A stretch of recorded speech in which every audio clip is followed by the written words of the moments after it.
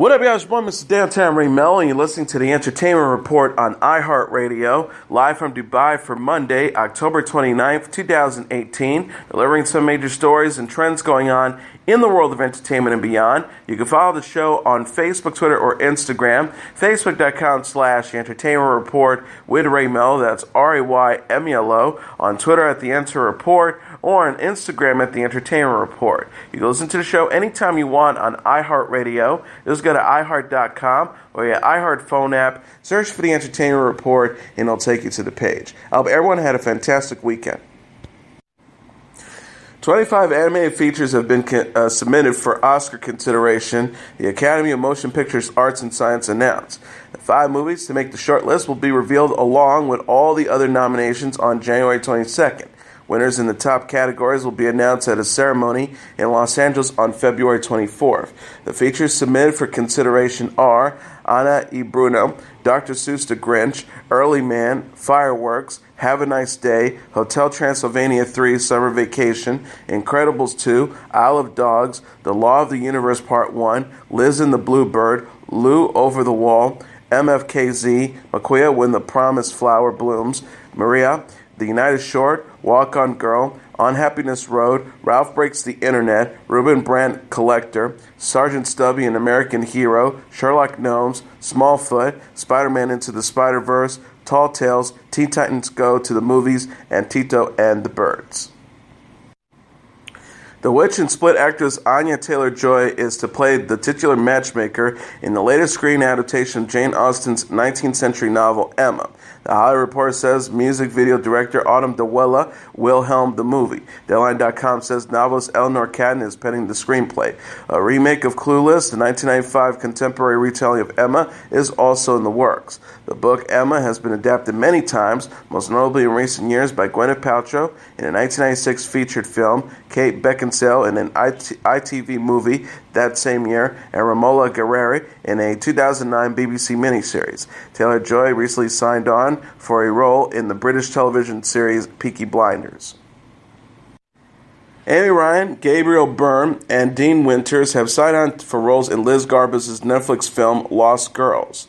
The synopsis reads for the movie, the story, both a true crime story and a strong character piece, follows Mary Gilbert as she relentlessly drives law enforcement agents to search for her missing daughter, and in the process sheds light on a wave of unsolved murders of young female sex workers on the South Shore barrier islands of Long Island. Garbus is best known for her Oscar-nominated documentary What Happened, Miss Simone. Lost Girls marks her narrative feature debut, and it's based on Robert Kolker's nonfiction book by the same name. Garbus said in a statement Friday, "I was lucky enough to spend time with Mary Gilbert before her death to discuss our project, her hopes, and her ongoing pursuit of justice. My hope is that Lost Girls honors Mary's memory and continues her fight for justice and truth, a fight she shared with so many women whose stories are part of this film." The film's ensemble will include Thomasin McKenzie, Lola Kirk, Una Lawrence, Reed Brinney, Miriam Shore, Kevin Corrigan, and Russell Colon. Stand Against Evil creator and cast member Dana Gould says he is happy to work on a supernatural comedy that offers people a fun escape during stressful times. Gould told UPI at New York's Comic-Con, "Occasionally you need to take time from some fake horror, and that's what we provide. There's so much real horror, we just like to give a little half-an-hour respite." He also added, "Sometimes I do feel like a cabaret announcer in the Wheeling Republic, but I'll leave the country if I have to. The show really is a comic book. It is a cheeseburger. It is to be ingested for pleasure." Season 3 of Stand Against Evil will debut on IFC Wednesday. The show stars John C. McGinley as a grouchy retired New Hampshire police sheriff, Stan Miller, and Janet Varney as Eve Barrett, his perky replacement. Together they team up to rid their cursed town, Willards Mill, of the various demons and monsters that wreak havoc there. Deborah Baker Jr. and Nate Mooney return as Stan's daughter Denise and Deputy Leon Drinkwater, respectively. Gold plays the recurring role of chatty cemetery worker Kevin.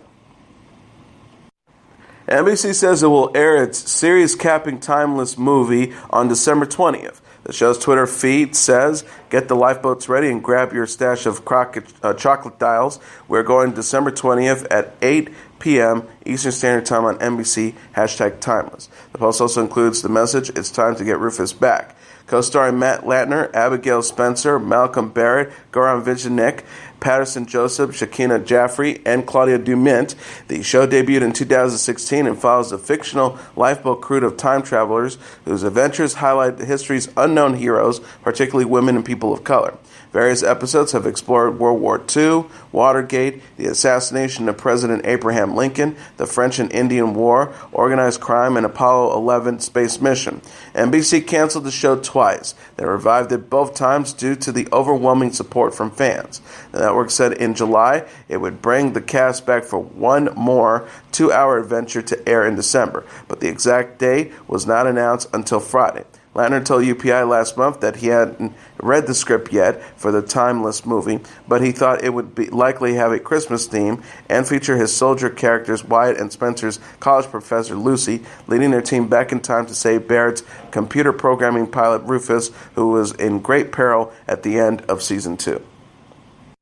Jessica Williams, Nakeesh Patel, Rebecca Rittenhouse, and John Reynolds are set to star in Hulu's romantic comedy series 4 Weddings and a Funeral. Mindy Kaling and Matt Warburton penned the pilot for the show, which is based on the 1994 movie with the same name. The film starred Hugh Grant and Andie MacDowell. A press release from the streaming service says Jess, a young communications director for a New York senatorial campaign, receives a wedding invitation from her college schoolmate now living in London. She leaves her professional and personal life behind in favor of traveling to England and reconnecting with old friends, and ends up in the middle of their personal crisis. Relationships are forged and broken, political scandals exposed, London social life lampooned, love affairs ignite and doused, and of course there are 4 weddings and a funeral. The series is slated to premiere in 2019. Williams, who is best known for her work in 2 Dope Queens and on The Daily Show, will play Jess. Parks and Recreation and Big Little Lies alum Adam Scott will star in an episode of the CBS All Access reboot of The Twilight Zone. Get Out filmmaker Jordan Peele is hosting and producing the sci-fi anthology series, which will return in 2019. The affair stars Shauna Lathan was previously announced as the star of another episode. The original Twilight Zone ran from CBS from 1959 to 1964, and it still remains popular in reruns.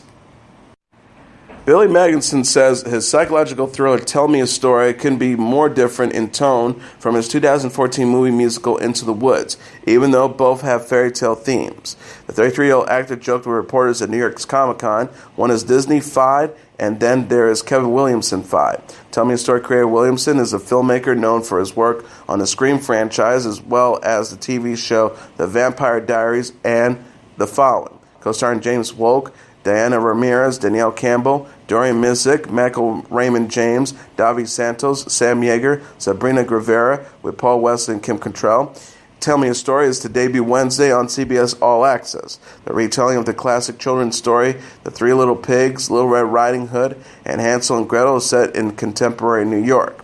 Magnuson describes the new show as scary and dark and sexy. It's just plain to what the script is and what the playground is being set up as. I literally approach Tell Me a Story the same as I did in Into the Woods. You see what the world is you're in, and you try to fill it with life and breath. He says his character Nick in the Little Red Riding Hood storyline is a control freak, a stark contrast to the love-struck prince he played in Into the Woods, or the laid-back actor he played in the epic dramedy Get Shorty. The actor says, "A lot of my other characters I've played have been loose and have been just kind of like going with the punches, and if the wave comes, he catches the wave. He's free and happy. This guy is complicated." Magnuson will also be seen in the live-action version of the Disney animated film Aladdin. Jenna Dewan is filing for divorce from actor Channing Tatum in Los Angeles Friday. Dewan cited irreconcilable differences as the reason for the split, TMZ reported. She also requests spousal support and joint legal and physical custody of their 5-year-old daughter, Everly. Tatum also agreed to joint custody of Everly, but is trying to block the court's ability to award Dewan spousal support. Dewan and Tatum announced their separation in April after nearly 9 years of marriage. Earlier this month, media reports said that Tatum is dating singer Jessie J. Laura Prepon has shared for the first time on social media a photo of her daughter Ella, who dropped by to see how she works on the Netflix series Orange is the New Black. She captioned the image of her holding her blonde daughter, whose face is turned away from the camera. Visit from my little one on set while directing this episode of Orange is the New Black. Hashtag Female Filmmaker Friday. Hashtag Orange Family. Natalia is wearing a white sweater and white booties. Prepon and her husband, actor Ben Foster, welcomed their first child in August 2017. E! News says reportedly the girl's name and said Friday's photo marked her social media debut. Prepon and Foster announced they had married in June. NBC talk show anchor Megyn Kelly will not return to her daily morning television program, a network spokesperson said Friday. The spokesperson said Megyn Kelly today is not returning. Next week, the 9 a.m. hour will be hosted by other Today co-anchors. Kelly, formerly employed at Fox News, received an immense negative backlash after taking a sympathetic position to white people dressing in blackface at Halloween. Kelly said on her program Tuesday, "Back when I was a little kid, that was okay as long as you were dressed up as like a character." Her usually live program before an audience and part of NBC's Today Show block of morning programming was replaced on Thursday and Friday by pre-taped episodes. Kelly apologized for her remarks, but on Wednesday her colleagues at the Today Show were critical. Craig Melvin said her comments were indefensible and ignorant and racist. Al Roker suggested Kelly owes a bigger apology to the folks of color around the country. Kelly has not been fired and remains an employee of NBC, her lawyer Brian Friedman said on Thursday. Kelly joined NBC in 2017 after 12 years with Fox News. She is in the second year of a 3-year, $69 million contract, and negotiated exit from NBC could include a significant buyout. She has clashed with colleagues and management, and her morning program has received mediocre ratings, the New York Times reported on Friday. An unidentified source told People magazine on Thursday they're contacting the staff of Kelly's program and reassigning everyone today. Everyone's being told that they still have a home here, but it won't be on Megyn's show. Everyone knows what it means when they're being moved somewhere else. The show is clearly over. Filmstruck, the streaming home of hundreds of classic art house independent foreign films, is ceased operations on October 29th. A press release says, "We're incredibly proud of the creativity and innovations produced by the talented and dedicated teams who worked on Filmstruck for over the past 2 years. While Filmstruck has been a very loyal fan, it remains largely a niche service. We plan to take key learnings from Filmstruck to help shape future business decisions in the direct-to-consumer space and redirect this investment back into our collective portfolios." Variety.com reported the shutdown is part of a reorganization effort now that Warner Media is owned by AT&T. Oscar-winning filmmakers Barry Jenkins and Guillermo del Toro were quick to voice their support of the streaming service on Friday. Jenkins tweeted, "I went into at Filmstruck a little under the weather, and before tapping anything received a homemade fennel and pea shoot soup like there were flesh and blood people who really truly cared about the work they were doing and the people who made and appreciated film." Del Toro vowed in his post, "We will find a way to bring it back. We will." Criterion Channel replied to Del Toro with, "We will." Filmstruck is the streaming home of Criterion Library. The soundtrack for the movie musical A Star is Born, featuring vocals by Lady Gaga and Bradley Cooper, is the #1 album in the United States for a second consecutive week. Coming in number 2 on the Billboard 200 for the roster dated Saturday is Quavo Huncho at number 2, followed by Lil Wayne's The Carter 5 at number 3, Lil Baby and Gunna's Drip Harder at number 4, and LMI is at number 5. Rounding up the top tier are Drake's Scorpion number 6, Travis Scott 21 Pilots Trench at number 7, Travis Scott's Astroworld at number 8, Post Malone's Beer Bogs and Bentleys at number 9, and Eminem's Kamikaze at number 10. Halloween, with Jamie Lee Curtis reprising her iconic role of Laurie Strode, is the #1 movie in North America for a second weekend, earning an additional $32 million in receipts, BoxOfficeMojo.com announced Sunday. Coming in number 2 is A Star is Born with $14 million, followed by Venom at number 3 with $10.8 million, Goosebumps 2, Haunted Halloween at number 4 with $7.5 million, and Hunter Killer at number 5 with $6.7 million. Rounding up the top tier are The Hate You Give at number 6 with $5.1 million, First Man at number 7 with $4.9 million, Smallfoot at number 8 with $4.8 million, Night School at number 9 with $3.3 million, and Mid-90s at number 10 with $3 million. And now let's take a look at what happened on this date in entertainment history. On this date in 1966, 96 Tears becomes the number one hit for the enigmatic and influential Question and the Mysterians. To this day, no one can say with absolute certainty who the leader of Question Mark and the Mysterians really is. It is he, as literates would have us believe, the former Rudy Martinez, a Mexican born in Michigan raised earthling who legally changed his name to a punctuation mark, question mark, or is he truly the space alien he claims to be, a claim from which he has never backed down?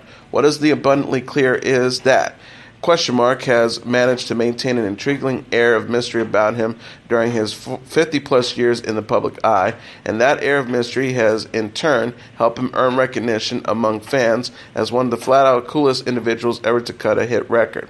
Known to his friends as Q, and the man officially named Question Mark rose to fame with his band the Mysterians when their hit 96 Tears came out of nowhere to reach the top of the Billboard pop charts on this date in 1966. Many critics and the fans of Question Mark and the Mysterians regard 96 Tears as a record of seminal importance, a garage rock masterpiece worthy of the ultimate accolade in certain hipster circles, the label proto-punk. Certainly the genesis of both the bands and the record fits neatly within punk's do-it-yourself ethos. Mysterians took shape in 1962 when four Mexican-American teenagers from Saginaw, Michigan, began playing instrumental music inspired by the surf bands like the Ventures and by the loud, raw sound of the legendary guitarist Link Wray. Taking the name from a Japanese science fiction movie involving invaders from another planet, the Mysterians soon made the acquaintance of their own alleged alien, a young man in sunglasses who approached them after a gig at Michigan's Mount Holly Sky Lounge, offering to manage the group.